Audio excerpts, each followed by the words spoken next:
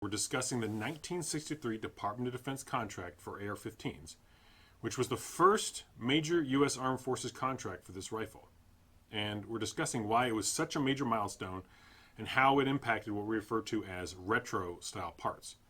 So in 1963, the Department of Defense signed the first large-scale contract with Colt for AR-15 rifles, and this was a turning point in the evolution and fine-tuning of the design of the AR-15.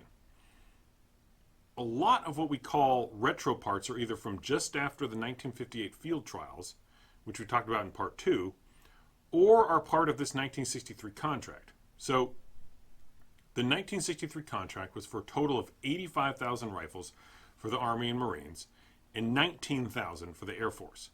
Now the contract was actually for two different versions of the AR-15. The Army and Marines received one version, which was designated the XM-16E1s, and the Air Force received another version, which was the M16.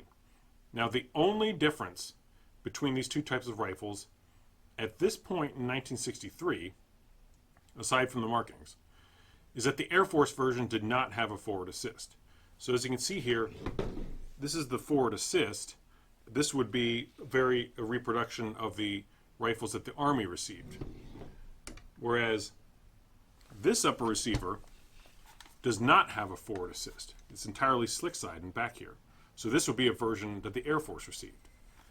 Now, the cost per rifle at this time was about $120 each. The Air Force version, without the forward assist, being slightly cheaper than the Army version. In 2024 dollars, $120 in 1963 is roughly $1,200. So it was not exactly cheap in those days.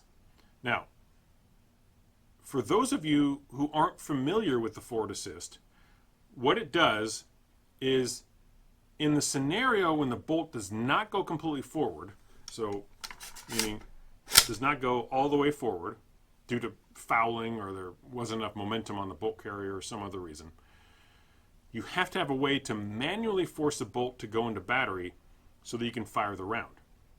So what we see here in this retro version is that there is a forward assist. In this retro version, as I showed before, it's what's a slick side. And so now, if you've trained with the M16 in the Armed Forces, you're trained to pretty violently strike the forward assist like this if there's any issues getting the bolt into battery.